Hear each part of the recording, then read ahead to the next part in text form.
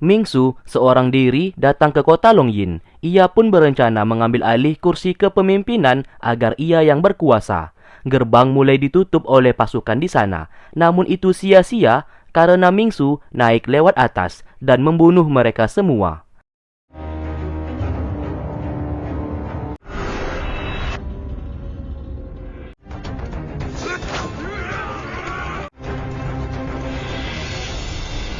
Lalu pintu gerbang itu dibuka oleh Mingsu dan pasukannya datang menyerbu.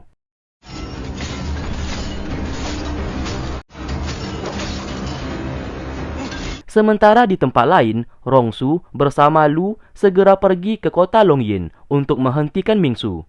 Di tengah perjalanan, mereka dihampiri oleh anak buah Mingsu dan memintanya untuk menyerah saja, karena Mingsu telah berhasil merebut kota Longyin. Ia tidak ingin Lu bersama Rongsu terluka, karena bagaimanapun juga mereka sempat pernah berteman.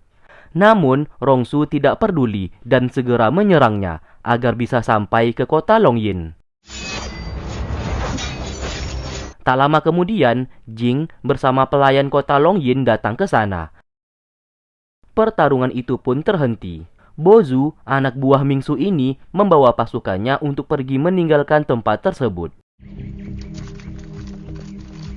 Jing beserta pelayan di sana mengatakan, Mingsu telah mengambil alih kota Longyin. Mendengarkan hal tersebut, Rongsu menjadi sangat marah. Ia pun segera pergi untuk mengambil alih kota tersebut.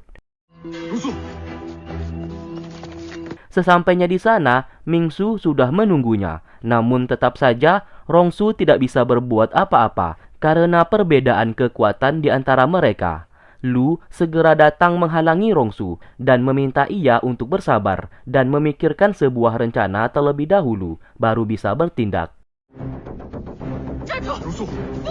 Saat ini, Lingji bersama sang master akan melakukan ritual untuk meningkatkan kekuatan jimat Xuanbing di tubuh Lingji. Apabila berhasil naik ke tingkat 3, maka Lingji dapat mengendalikan kekuatannya. Ritual itu pun mulai dilakukan.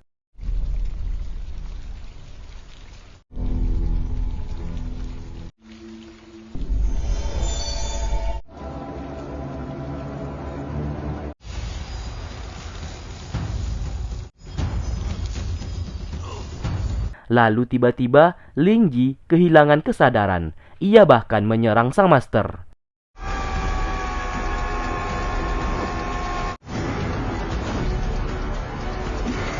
Di waktu bersamaan, beberapa pasukan yang di tubuh mereka memiliki racun serangga tiba-tiba jatuh sakit.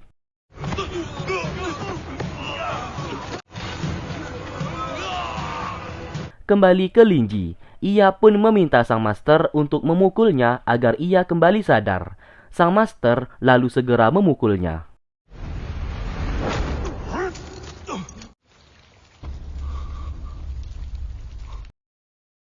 Sang master lalu mendatangi pasukan tadi dan menyebarkan bubuk mutiara salju yang berguna untuk menghilangkan racun serangga di tubuh mereka.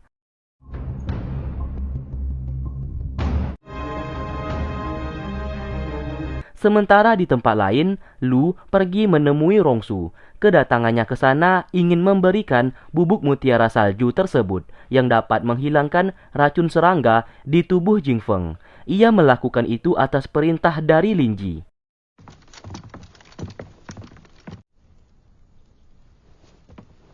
Sementara di tempat lain, Xuan Yu berniat membantu Rongsu untuk mengambil alih kota Longyin. Lu Li awalnya tidak setuju karena takut ia akan mati. Namun, Xuan Yu harus tetap melakukannya. Lu Li lalu memiliki ide. Karena ia salah satu anak buah Mingsu, ia akan pergi ke kota Longyin untuk menjadi mata-mata agar bisa mendapatkan informasi mengenai keadaan di sana. Di tempat lain, Ronghua mendatangi kakaknya untuk menanyakan keadaan sang ayah. Di saat mereka masuk ke dalam, mereka sangat terkejut dikarenakan Jingfeng sudah menghilang. Ronghua melihat bubuk mutiara salju di atas tempat tidur. Lu berkata, Lingji yang memintanya untuk memberikan mutiara tersebut kepada Jingfeng, supaya racun serangga bisa dihilangkan. Lin Ji akhirnya semakin kuat, bahkan ia mampu menghentikan waktu sehingga air di sana juga ikut terhenti. Tidak hanya itu, ia bisa menggunakannya sebagai senjata untuk menyerang, menggunakan benda apapun yang terhenti di sekelilingnya.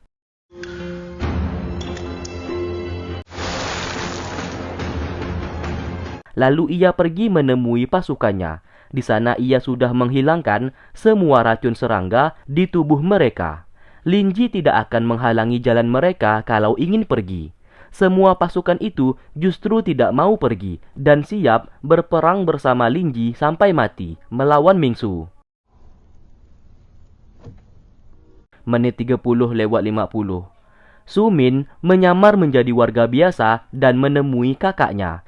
Kedatangannya ke sana untuk memberikan mutiara salju agar bisa meredakan rasa sakit di tubuh Mei Ying akibat mutiara Cihua di tubuhnya. Hal tersebut ia lakukan sebagai permintaan maafnya yang telah menusuknya kemarin. Tidak hanya itu, Su Min juga mau kakaknya segera bertobat dan tidak melakukan kejahatan lagi.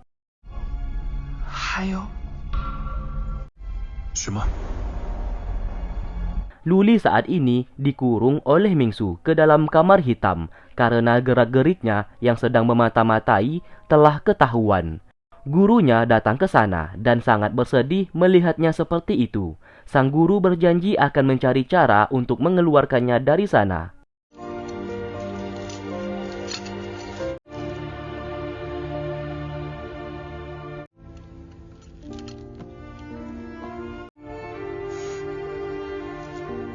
Ternyata Jing Feng datang ke kota Longyin. Ia tidak terima apabila direbut oleh Mingsu. Kota Longyin hasil jeripayahnya selama ini dan akan mengambilnya kembali meskipun nyawanya sebagai taruhan.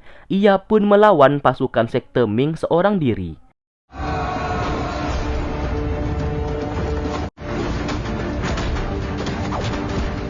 Setelah itu ia masuk ke dalam aula, tempat kursi singgasananya. Dari arah belakang, Mingsu menghampirinya dan berkata ia tak akan bisa menguasai lagi kota Longyin yang kini berada di tangannya.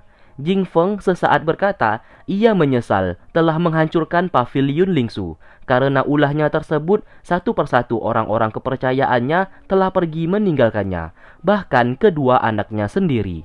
Andaikan waktu bisa diputar, ia tidak akan melakukan hal tersebut. Dari arah luar, Lin Ji menguping pembicaraan mereka. Lalu, Mingsu mencoba menyerangnya. Lin Ji langsung masuk ke dalam untuk menghentikannya.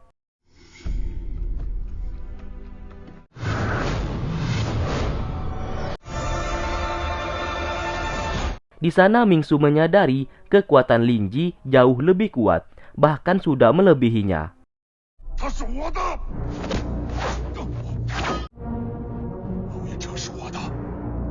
Lalu mereka berdua pun melanjutkan pertarungan di arena untuk menunjukkan siapa yang paling hebat, maka bisa mengambil kembali kota Longyin. Di sana, Jing Feng yang telah tobat sangat menaruh harapan kepada Lin Ji agar bisa menang. Pertarungan mulai dilakukan. Sesaat, aura kekuatan mereka berdua membuat pasukan di sana terpental. Bahkan, Jing Feng kakinya terjepit sebuah drum besar yang terjatuh.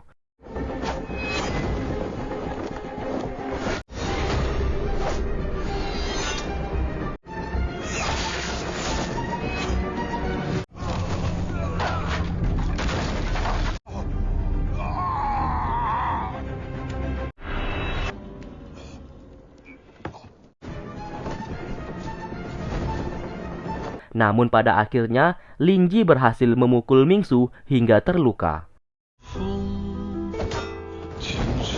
Di sana, Jing Feng melihat kedua anaknya bertarung mati-matian di bawah. Ia pun menyesal telah melakukan banyak dosa di masa lalu yang mengakibatkan semuanya ini. Akhirnya ia memutuskan untuk mengakhiri hidupnya dengan melompat ke bawah.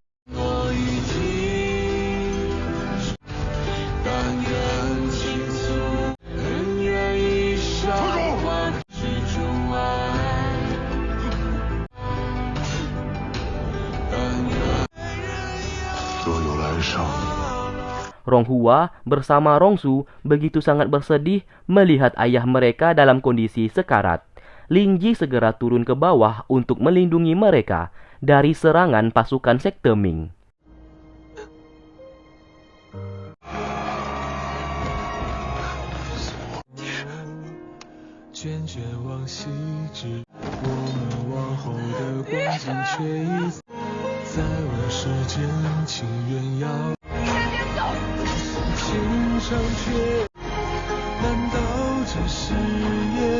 Jing Feng lalu dibawa ke rumah duka dan akan segera dimakamkan.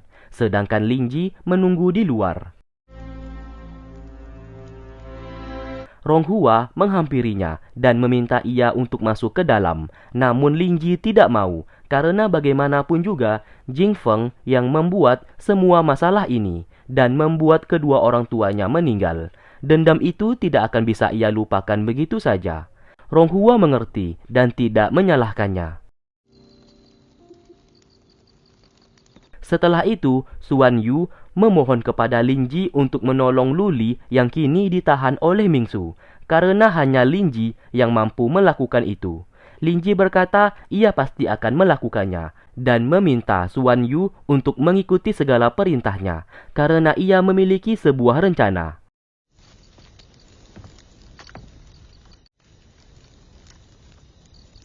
Menit 34:18. Sementara itu, Mingsu masih terluka akibat pertarungannya dengan Lingji. Ia tak menyangka Lingji mampu sampai ke tingkat 3 dari kekuatan jimat Xuan Bing tersebut.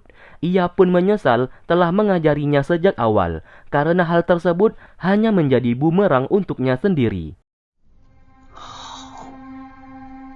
Sementara itu, Lingji menghampiri Mei Ying. Di sana ia ingin membawanya pergi dari kota Longyin. Kalau bukan atas permintaan Sumin, Lingji sebenarnya tidak sudi melakukan itu. Kemudian ia masuk ke kamar hitam dan memberikan pil kepada Luli yang dapat mengembalikan tenaga dalamnya. Ia meminta Luli untuk segera pergi menyamar menjadi salah satu pasukan sekte Ming, karena di luar Xuan Yu telah menunggunya.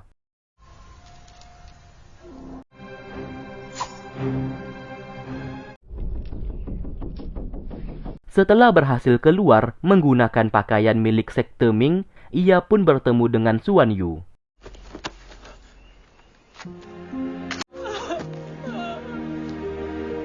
Xuan Yu membawa Luli untuk menemui Rongsu. Namun, ia seketika langsung dipukul karena sudah berani-beraninya menyelamatkan Luli yang merupakan anak buah Mingsu, musuh mereka. Di sana, Xuan Yu memohon agar tidak membunuh Luli, karena Luli saat ini memilih untuk meninggalkan Mingsu dan ia juga meminta agar membiarkan ia bersama Luli untuk meninggalkan dunia persilatan, karena Xuan Yu ingin hidup damai bersama Luli di suatu tempat. Mendengarkan hal tersebut, Rongsu akhirnya membiarkan mereka berdua untuk pergi, dan ia tidak akan menghalanginya. Sementara itu, pasukan yang diperintahkan oleh Mingsu kini mendatangi kediaman Mei Ying bersama Sumin. Pasukan itu hendak membunuh mereka berdua karena Mei Ying dianggap pengkhianat. Pertarungan pun terjadi di sana, hingga di mana Sumin terbunuh akibat melindungi kakaknya.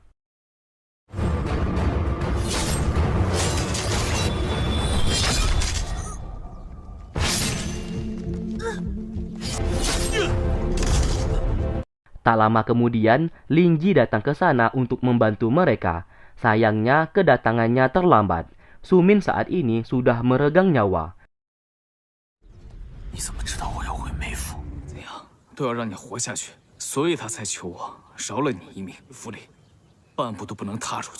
Sebelum meninggal, ia meminta satu permohonan kepada Lingji, yaitu meminta ia untuk menjaga kakaknya, karena hanya kakaknya yang tersisa di keluarga Mei, dan lalu ia pun meninggal di pelukannya. Lingji begitu sangat bersedih melihat kematiannya.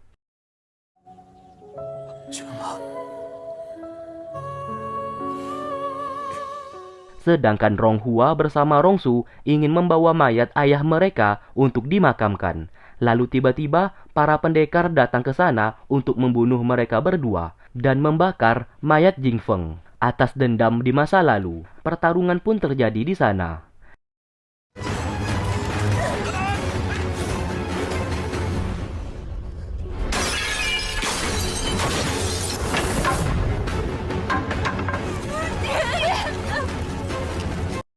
Di saat dalam posisi terdesak, Mingsu datang membantu. Kedatangannya ke sana ingin membawa Ronghua dan Rongsu untuk pergi ke kota Longyin. Apabila menolak, Mingsu tidak akan menyembuhkan Rongsu. Ronghua yang tidak ada pilihan mengikuti perkataannya. 阿姐，若不在一炷香之内及时。 Setibanya di kota Longyin, Mingsu memasukkan racun serangga miliknya ke dalam tubuh Ronghua, dan lalu ia melukai tangannya. Seketika, tangan Ronghua juga ikut terluka.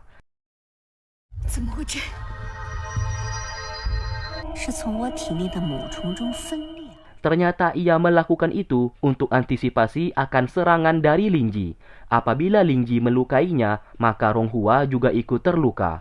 Lalu Mingsu memberikan tugas kepadanya, yaitu pergi membunuh Mei Ying. Apabila tidak, Rongsu kakaknya itu akan ia bunuh. Singkat cerita, malam hari pun tiba. Ronghua pergi menemui Mei Ying. Kedatangannya ke sana tidak lain untuk membunuhnya. Sebelum melakukan itu, Ronghua berkata semuanya ini atas perintah dari Mingsu. Mei Ying menyadari akan hal tersebut dan mencoba pergi dari sana. Namun sayang ia tidak bisa dan akhirnya berhasil ditusuk oleh Ronghua.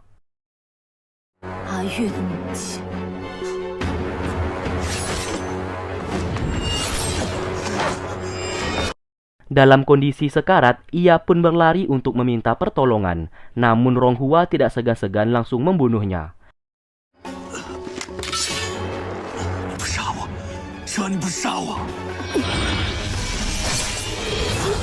Lingji berlari untuk melihat apa yang terjadi, dan ia sangat terkejut istrinya membunuh Mei Ying. Ia pun berkata, Mei Ying memang pantas untuk mati, namun ia tidak mau Ronghua yang melakukannya. Tanpa berkata apa-apa, Ronghua pergi dari sana.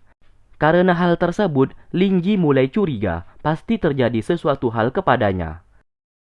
Di kota Longyin, ia menemui kakaknya yang kini Rongsu telah kehilangan tenaga dalamnya dan menjadi orang cacat. Rongsu sesaat mengatakan kalau ia memiliki ide untuk menghancurkan Mingsu, namun rencana ini memerlukan bantuan Lingji.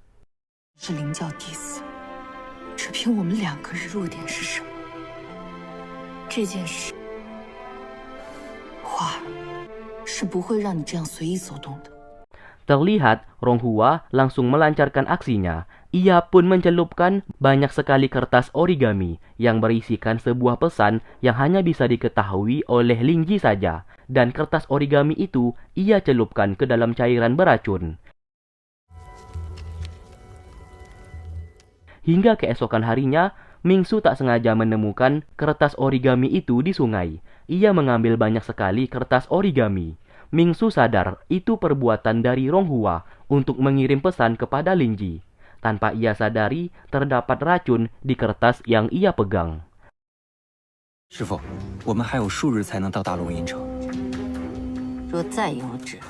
Dari sekian banyak kertas origami, Lingji berhasil mendapatkan satu.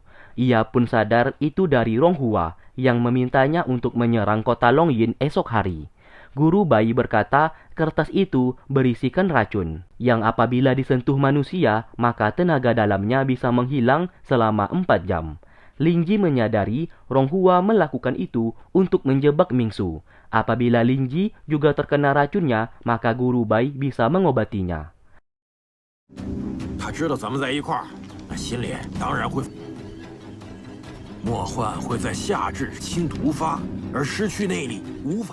Keesokan harinya, Lingji mulai melancarkan serangan. Ia pun seorang diri datang ke kota Longyin. Semua pasukan sekte Ming langsung menyerang. Namun, Lingji dengan mudah naik ke atas dan menyerang mereka semua.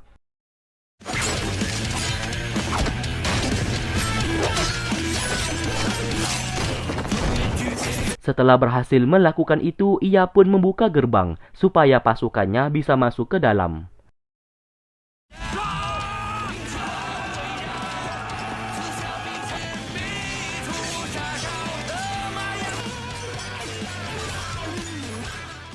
Sementara di dalam, kedua anak buah Mingsu ini ternyata sudah bekerja sama dengan Ronghua. Mereka berdua sudah tidak ingin lagi mengikuti Mingsu dan ingin hidup damai. Ronghua berkata selama Lingji dan pasukannya menyerang, mereka bisa kabur melewati jalan belakang. Tak lama kemudian, Lu datang ke sana. Ia sangat bersedih melihat Rongsu kondisinya sangat memprihatinkan. 看来阿月已经读懂了纸鹤上的秘密了。事不宜迟，我们尽快出城。 Lingji akhirnya berhasil tiba di aula kota Longyin. Ia pun berhadapan dengan Mingsu yang telah menunggunya. 我就在这儿，还因为融化下毒。 Tak lama kemudian, terdengar suara Ronghua yang memanggil namanya. Lingji segera pergi keluar untuk menemuinya.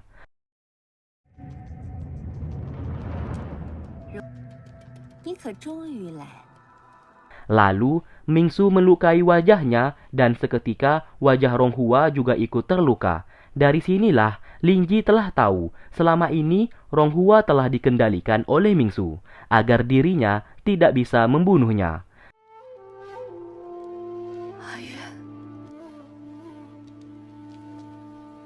Sementara itu, rombongan yang kabur melewati jalan belakang ternyata diserang oleh pasukan sekte Ming yang telah mengetahui rencana mereka. Pertarungan pun tak dapat terelakkan.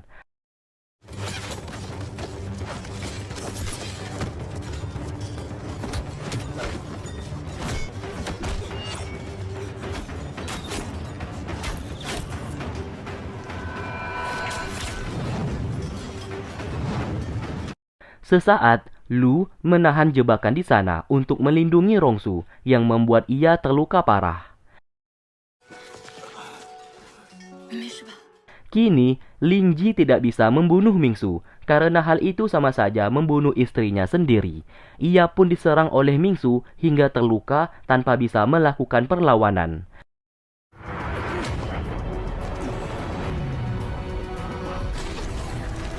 Dari arah belakang, tiba-tiba Ronghua langsung menusuknya.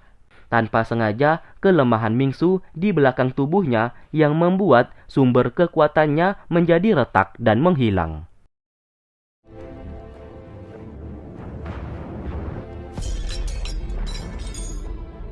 Dan seketika, Mingsu berubah menjadi tua bangka dan seluruh kekuatannya menghilang. Ronghua sengaja melakukan itu supaya bisa menghentikan semua masalah saat ini, agar dunia persilatan kembali damai. Ia ikhlas mengorbankan nyawanya. Lingji begitu sangat bersedih setelah melihat istrinya meninggal. Begitu juga dengan Mingsu yang meninggal dunia.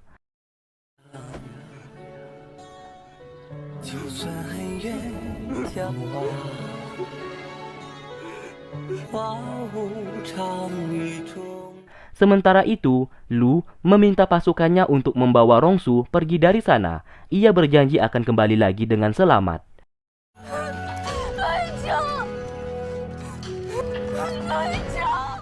Changgi bersama Jing segera membakar kota Longyin untuk menghapus semua kejahatan yang pernah dilakukan oleh Jing Feng dan Mingsu.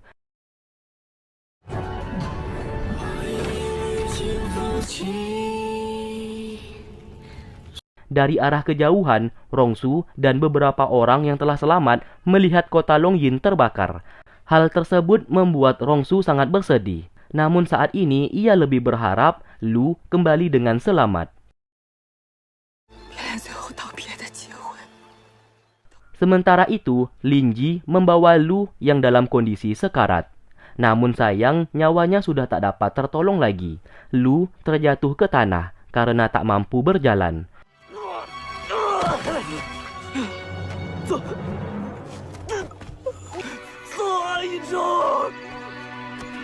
Sebelum meninggal, ia meminta satu pesan. Lingji harus menjaga keselamatan Rongsu. Dan setelah itu ia pun menghembuskan nafas terakhirnya di sana.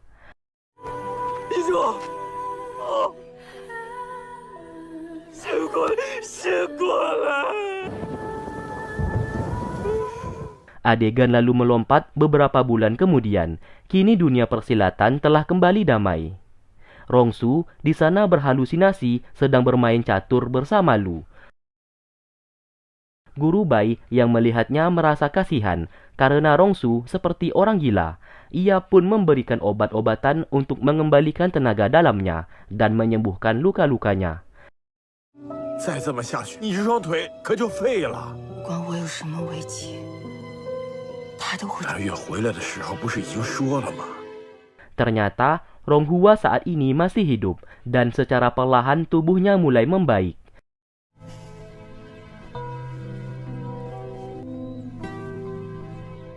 Kita pun flashback sebelumnya. Ternyata Lingji di kala itu menggunakan kekuatannya untuk membangkitkan kembali Mingsu. Dengan begitu, Ronghua juga hidup kembali. Karena Mingsu telah kehilangan semua kekuatannya, Lingji meninggalkannya begitu saja. 从今以后，我们是。 Tak lama kemudian, Mingsu akhirnya tewas akibat ia sudah terlalu tua. Kematiannya tidak berpengaruh kepada Ronghua.